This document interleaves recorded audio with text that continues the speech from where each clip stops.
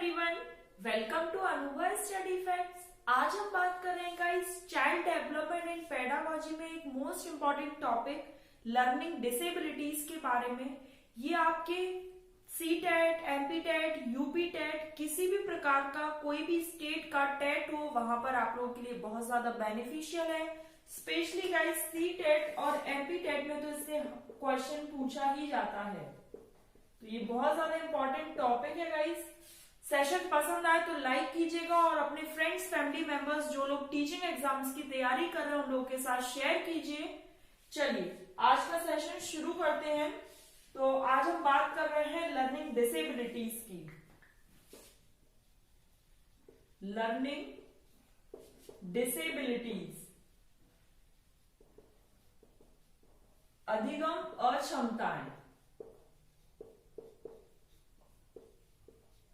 और इसमें गाइस हो सके तो इनके जो इंग्लिश नेम है उनसे ही याद करने की कोशिश करना, क्योंकि एग्जाम में क्या होता है, जैसे अभी हम पढ़ रहे हैं जैसे डिस्लेक्सिया है, तो ये इंग्लिश मीडियम दोनों मीडियम्स में पेपर आता है आपका, इंग्लिश और हिंदी में। तो जैसे ये डिस्लेक्सिया है तो यहां पर आपको इस तरीके से दे दिया जाएगा डिस्लेक्सिया, ठीक है। तो आपको ये इंग्लिश टर्मिनोलॉजी इसकी याद करनी पड़ेगी। तो मेरी प्रेफरेंस ये रहेगी कि आप इसको इंग्लिश में ही याद करें तो ज्यादा सही रहेगा। तो आज हम पढ़ने वाले हैं लर्निंग अक्षमताएं, डिस्लेक्सिया के बारे में। ये क्या है? पठन संबंधी विकार है। पठन संबंधी विकार मतलब रीडिंग डिसऑर्डर है। क्या है ये? रीडिंग डिसऑर्डर मतलब इस प्रकार का जो ये रोग जिसको हो जाता है या जो ये लर्निंग डिसेबिलिटी जिसको हो जाती है उसको रीडिंग में प्रॉब्लम आती है। रीडिंग में प्रॉब्लम कैसे? वो जैसे डॉग को गॉड पढ़ेगा, बी को डी पढ़ेगा, 100 को वॉस पढ़ेगा। तो मतलब ये जो सीक्वेंस है ना ये बिल्कुल चेंज हो जाता है। जो उसके ब्रेन की वायरिंग होती है वो कुछ इस तरीके से हो जाती है कि जो एक सीक्वेंस है वो सही नहीं रहता। मतलब जो उसकी ब्रेन की वायरिंग है वो कुछ इस प्रकार से हो चुकी होती है कि अगर डॉग लिखा है DOG तो वो इसको GOD पढ़ेगा। तो जो एक सीक्वेंस है वो चेंज हो गया। जैसे B है तो वो इसको क्या पढ़ेगा? D पढ़ेगा, 6 को 9 पढ़ेगा। तो इस तरीके से जब ये सीक्वेंस में प्रॉब्लम आती है, रीडिंग डिसऑर्डर हो जाता है, पठन संबंधी विकार हो जाता है, तो वो क्या कहलाता है? डिस्लेक्सिया। आई होप यहां तक सबको अच्छे से समझ आ गया होगा कि डिस्लेक्सिया क्या है, पठन संबंधी विकार है और इसमें क्या होता है? रीडिंग डिसऑर्डर हो जाता है, मतलब पढ़ने में प्रॉब्लम आती है। यहां तक की बात आई होप क्लियर हो गई होगी। दूसरे पे चलते हैं, डिस्ग्राफिया। एक एक करके समझते जाएंगे क्योंकि बहुत ज्यादा इंपॉर्टेंट है, एग्जाम में पूछा जाता है। इसको आप याद रख सकते हैं ग्राफ। भाई ग्राफ पेपर पर आप क्या करते हो? कुछ ड्रॉ करते हो, कुछ लिखते हो, तो ग्राफ को आप याद रख सकते हैं लिखने संबंधी विकार से।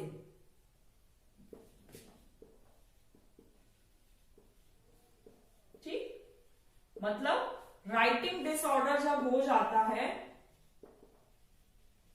तो डिस्ग्राफिया लिखने संबंधी विकार आपसे डायरेक्टली एग्जाम में पूछ लेगा कि लिखने संबंधी विकार या राइटिंग डिसऑर्डर को क्या कहा जाता है। 4 अलग अलग ऑप्शन दे देंगे तो आपको पता होना चाहिए कि डिस्ग्राफिया, इसको ग्राफ से याद रख सकते हैं, राइटिंग डिसऑर्डर डिस्ग्राफिया कहलाता है। चलिए नेक्स्ट पर बढ़ जाते हैं। डिस्फेजिया, इसे अफेजिया भी बोलते हैं। थोड़ा सा लर्न करने की कोशिश करिएगा। मैं जैसे ग्राफ वाली ट्रिक याद रखिएगा कि भाई ग्राफ है तो कहीं ना कहीं लिखने से संबंधित होगा। ऐसे PH मतलब फोन, फोन पर क्या करते हो? साउंड का आदान प्रदान होता है, मतलब ये कहीं ना कहीं साउंड स्पीच से रिलेटेड है। इस तरीके से कुछ कुछ याद करने की, अपने माइंड में ट्रिक्स बनाने की कोशिश कीजिए ताकि ये लाइफ लॉन्ग थोड़ा सा ज्यादा समय तक के लिए याद रहे। ठीक, लॉन्ग टाइम तक ये लर्न करने की ये ट्रिक बना सकते हैं कि भाई ये साउंड स्पीच से संबंधित है, तो स्पीच डिसऑर्डर मतलब उसको बोलने में प्रॉब्लम आ रही है, तो वो क्या है, डिस्फेजिया है। नेक्स्ट पर बढ़ जाते हैं। अगर समझ आ रहा है तो गाइज लाइक कीजिए, और फ्रेंड्स फैमिली मेंबर्स जो भी तैयारी कर रहे हैं टीचिंग एग्जाम्स की, क्योंकि ये बहुत इंपॉर्टेंट टॉपिक है लर्निंग डिसेबिलिटी, उनको शेयर कीजिए, और चैनल पर पहली बार आए तो चैनल को सब्सक्राइब कर सकते हैं इसी तरह के और वीडियोस देखने के लिए। चलिए, अफेजिया हो गया, डिसग्राफिया हो गया और डिसलेक्सिया हो गया। चौथा है डिस्प्रेक्सिया। क्या है चौथा? डिस्प्रेक्सिया। ये है आपका मोटर स्किल से रिलेटेड। इसको थोड़ा सा समझ लेते हैं। मोटर स्किल्स क्या? ये जो मसल्स होती है ना हैंड वाली, जिनसे हम ये लिख पा रहे हैं, ये देखिए इस तरीके से जब इसको पकड़ेंगे तभी तो कुछ लिख पाएंगे। तो जो कोऑर्डिनेशन है मसल्स का, अगर उसमें प्रॉब्लम आ जाती है तो वो डिस्प्रेक्सिया हो जाता है। मोटर स्किल में जब प्रॉब्लम आ जाती है, कोऑर्डिनेशन नहीं हो पाता है सही से, भाई आपकी जो फिंगर्स और थंब का अगर कोऑर्डिनेशन नहीं बनेगा तो आप कैसे कुछ लिख पाओगे, तो वो डिस्प्रेक्सिया हो जाता है। इसमें क्या होता है, टाई सही से नहीं बांध पाएंगे, शूलेस सही से नहीं बांध पाएंगे, बटन नहीं लगा पाएंगे। तो इस तरीके से जब भी कोई प्रॉब्लम होती है तो वो डिस्प्रेक्सिया कहलाती है। यहां तक की बात आई होप क्लियर हो गई होगी। ये बहुत ज्यादा इंपॉर्टेंट है गाइस, एग्जाम में बहुत पूछे जाते हैं। फिर है डिस्कैल्कुलिया। कैलकुलिया को आप रिलेट कर सकते हैं कैलकुलेशन से। कैलकुलिया को आप किससे रिलेट कर सकते हैं? कैलकुलेशन से, मतलब मैथमेटिकल कैलकुलेशन और मैथमेटिकल ऑपरेशंस या मैथमेटिकल कैलकुलेशंस, गणना संबंधी जो विकार होता है, गणना संबंधी जो विकार होता है वो क्या कहलाता है? डिस्कैल्कुलिया। ठीक, डिस्कैल्कुलिया क्या है? गणना संबंधी जो विकार है वो डिस्कैल्कुलिया है। कैलकुलिया को कैलकुलेशन से याद कर सकते हैं। मैथमेटिकल कैलकुलेशंस को जब सॉल्व करने में प्रॉब्लम आती है तो वो डिस्कैल्कुलिया कहलाता है। चलिए आगे बढ़ जाते हैं। डिस्कैल्कुलिया हो गया, डिस्ग्राफिया हो गया, डिसलेक्सिया हो गया, डिस्फेजिया हो गया, डिस्प्रेक्सिया हो गया। अब बढ़ जाते हैं हम आगे ADHD। ठीक, इसके फुल फॉर्म इस तरीके से है, अटेंशन डेफिशिट हाइपर एक्टिविटी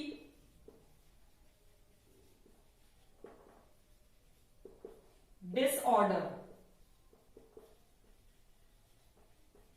ठीक, अटेंशन मतलब ध्यान और डेफिशिट मतलब कमी।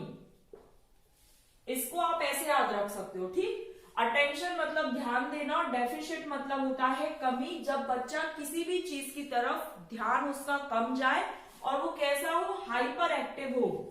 आपने देखा होगा कि बहुत सारे जो बच्चे होते हैं फिफ्थ क्लास तक, फिफ्थ या थर्ड फोर्थ तक, अगर ये बच्चा बहुत ज्यादा हाइपर एक्टिव है तो इनकेस कभी प्रॉब्लम नहीं आ सकती। लेकिन वो फिफ्थ सिक्स्थ क्लास के बाद, मतलब 9-10 साल के बाद भी उसका किसी एक चीज की तरफ ध्यान नहीं है, या फिर हम ऐसे कह सकते हैं कि वो बहुत ज्यादा हाइपर एक्टिव है, किसी भी एक एक्टिविटी को वो पूरा नहीं करता है, मन लगाकर काम नहीं करता है, बस इधर उछल कूद, जिसे हम बिल्कुल वास्तविक भाषा में हम बोल सकते हैं, तो उस बच्चे को क्या है, ADHD है। तो इसमें क्या होता है, इसमें बच्चा किसी भी एक टास्क पर ध्यान नहीं लगाता है, क्लास में मन नहीं लगाता है, कुछ अपने ख्यालों में डूबा है, कुछ अलग एक्टिविटी कर रहा है और बच्चों को परेशान कर रहा है। तो हाइपर एक्टिव होना एक लिमिट तक ही ठीक है कि भैया बच्चा बहुत ज्यादा एक्टिव है, बहुत तारीफ मानी जाती है अगर बच्चा एक्टिव होता है। लेकिन अगर 9-10 वर्ष के बाद भी यही सब चीजें चल रही है कि बच्चा बहुत ज्यादा हाइपर एक्टिव है, वो किसी एक चीज की तरफ मन नहीं लगा रहा, किसी एक टास्क को कंप्लीट नहीं कर रहा है, तो ये एक डिसऑर्डर बन जाता है। ये एक डिसऑर्डर बन जाता है, मतलब बच्चा किसी भी एक टास्क की तरफ ध्यान ना लगाकर हाइपर एक्टिविटी शो कर रहा है। ठीक, ये ADHD हो गया। तो ये भी एग्जाम में पूछा गया है। ये आपके ग्रेड 2, जिसे हम MP में वर्ग 2 बोलते हैं, उसमें ये पूछा गया था एडीएसडी के बारे में। और आप मुझे कमेंट सेक्शन में बता सकते हैं अगर आप चाहते हैं कि जो ग्रेड 2 या जो एमपी टेट के पेपर हुआ था लास्ट ईयर उसको उनको एनालिसिस करके डिस्कस कराना है क्या चैनल पर। अगर कराना है, आप चाहते हैं कि जो प्रीवियस ईयर्स में जो क्वेश्चंस पूछे गए थे चाइल्ड डेवलपमेंट एंड पेडागोजी से, बाल विकास से जो क्वेश्चंस पूछे गए थे, तो आप मुझे कमेंट में जरूर बताइएगा ताकि मुझे पता लगे कि आप लोग जानना चाहते हो सकता है कुछ क्वेश्चंस एज इट इज आ जाएं। और अगर क्वेश्चन एज इट इज नहीं भी आ रहे हैं तो आप जब उन क्वेश्चंस के एक्सप्लेनेशन देखेंगे, समझेंगे, तो हो सकता है आपके बहुत सारे कंसेप्ट्स क्लियर हो जाएं। जैसे सपोज एडीएसडी पूछा उन्होंने एग्जाम में, ग्रेड 2 में पूछा गया था।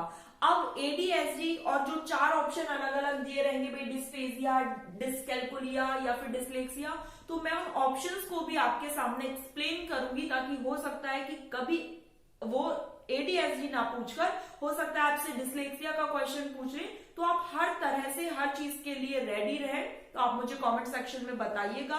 और अभी मैंने 2 वीडियो अपलोड की है, मैं लिंक डिस्क्रिप्शन बॉक्स में दे दूंगी, व्यापम प्रीवियस ईयर पेपर करके।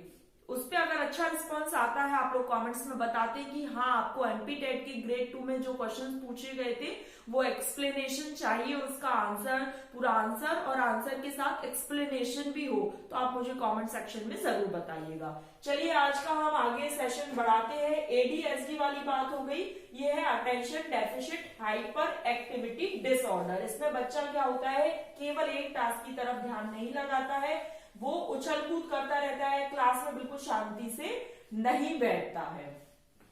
अब हम बढ़ जाते हैं ऑटिज्म स्पेक्ट्रम डिसऑर्डर।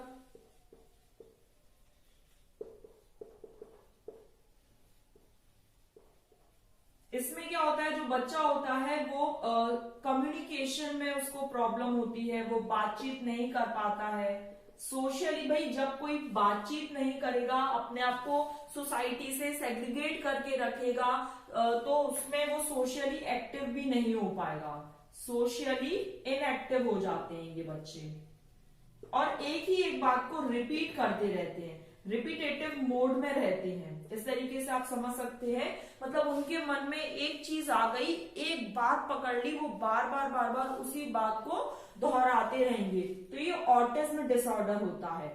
ठीक है, यहाँ पर ये क्या होता है, ऑटिज्म डिसऑर्डर होता है। जो बच्चा है वो कैसा है, वो सोशली इनएक्टिव रहता है। क्यों? क्योंकि अब आप समाज में बातचीत ही नहीं कर रहे हो, 2-4 लोगों के साथ उठ बैठ नहीं रहे हो, मतलब कम्युनिकेशन में प्रॉब्लम आ रही है, तो आप सोशली इनएक्टिव हो गए। और वो जो बच्चा या जिसको ये प्रॉब्लम होती है ऑटिज्म की, उसमें क्या होता है, रिपीटेटिव वे में वो बार बार एक ही एक लाइन या उसके माइंड में जो चीज सेट हो गई बस वो उस चीज को रिपीट करता रहेगा। तो ऑटिज्म डिसऑर्डर कम्युनिकेशन में प्रॉब्लम, सोशली इनएक्टिव और चीजों को रिपीट करता रहता है। यहां तक की बात क्लियर हो गई गाइस। अब हम आगे चलते हैं। पीडीएसडी एक डिसऑर्डर है। अब हम आगे बढ़ जाते हैं guys. PTSD post traumatic stress disorder. जैसे कि इसके नाम से आपको क्लियर है, ये भी आपके ग्रेड 2 एमपी टेट में पूछा गया है, वर्ग 2 जिसे हम बोलते हैं। इसमें क्या है, पोस्ट ट्रॉमेटिक स्ट्रेस डिसऑर्डर, इस तरीके से क्वेश्चन पूछा गया था। आपको 4 ऑप्शन दे देगा। वो जो अभी डिसऑर्डर हमने पढ़े हैं वो जन्म से है, लेकिन ये जन्म से नहीं होता है। पीटीएसडी जो है वो जन्म से नहीं होता है, क्योंकि देखिए पोस्ट लिखा है मतलब बाद, और कोई एक ऐसी सिचुएशन बनी जिस वजह से आप ट्रॉमा में चले गए, उस वजह से पीटीएसडी होता है स्ट्रेस डिसऑर्डर। कोई भी ऐसी घटना घटी जिस वजह से क्या है, जो व्यक्ति है वो ट्रॉमा में चला जाता है, तो पोस्ट ट्रॉमेटिक स्ट्रेस डिसऑर्डर कहलाता है। ठीक, यहां तक की बात क्लियर हो गई। चलिए आगे बढ़ जाते हैं। एक होता है सेरेब्रल पाल्सी। इसमें क्या होता है, ब्रेन डैमेज हो जाता है। ये एग्जाम के पॉइंट ऑफ व्यू से इतना ज्यादा इंपॉर्टेंट नहीं है, लेकिन फिर भी अगर आप समझना चाहते हैं तो केवल ये समझ लीजिए इसमें जो ब्रेन है वो डैमेज हो जाता है। ठीक, चलिए अब हम एजुकेशन इम्प्लीकेशंस पर आ जाते हैं कि अब उसे हम, अगर ये इस तरीके से किसी को प्रॉब्लम है तो क्या किया जा सकता है। एजुकेशनल इम्प्लीकेशंस, अगर किसी को प्रॉब्लम है तो क्या कर सकते हैं, तो देखिएगा एक तो एडीएसडी वालों के लिए क्या करना है, ये क्या है, इनका ध्यान केंद्रित नहीं होता है, तो आप इनको ऐसी एक्टिविटीज दीजिए कि अपना ध्यान केंद्रित कर सके। एज अ टीचर ये ड्यूटी होनी चाहिए कि जो बच्चा एडीएसडी से ग्रसित है उसको आप क्या करें, उसको कुछ ऐसे टास्क दें कि वो उस एक्टिविटी में लगा रहे, उसका मन वहां लगा रहे। अगर वो फिर भी हाइपर एक्टिविटी शो करता है तो उसको आप समझाएं। मतलब हर चीज डांटने से नहीं होगी कि बस आपने डांट दिया या फिर उसको नेग्लेक्ट कर दे। भाई बच्चा आपकी क्लास में है, और इंक्लूसिव एजुकेशन मैंने जो आपको प्रीवियस सेशन में पढ़ाया था कि बच्चे को एडमिशन देना है और उसके साथ साथ उसकी जो नीड्स हैं उनको भी फुलफिल करना है। वो काम होता है किसका, इंक्लूसिव एजुकेशन में। तो ऐसा नहीं है, हर बच्चे की जो नीड है, हर बच्चा अपने आप में एक अलग होता है। तो आपको क्या करना है, उस बच्चे को ऐसे ऐसे टास्क देने हैं और कि भाई वो बोरियत फील ना करे या फिर अटेंशन डेफिशिट ना हो कि उसका बिल्कुल ध्यान ही नहीं है। तो इस तरीके से आपको काम करना पड़ेगा। फिर उसके बाद आता है जैसे डिस्लेक्सिया में प्रॉब्लम है तो आप उनको मोटिवेट करें, ऐसा नहीं भाई तेरे से नहीं होगा तू रहने दे। इस तरीके से एक टीचर को याद रखना है कि ये लैंग्वेज यूज नहीं करनी है। आप बच्चों से कह सकते हैं you can do it, try it, you will learn it, आप सीख जाओगे। इस तरीके से आपको ये एजुकेशनल इम्प्लीकेशंस जो है ना, ये पेडागोजी वाले सेशन में आपको बहुत ज्यादा हेल्प मिलेगी, क्योंकि वहां पर इसी तरीके से क्वेश्चंस आते हैं कि एक बच्चे को एडीएसडी है, एक बच्चे को ये प्रॉब्लम है, तो आप कैसे डील करेंगे।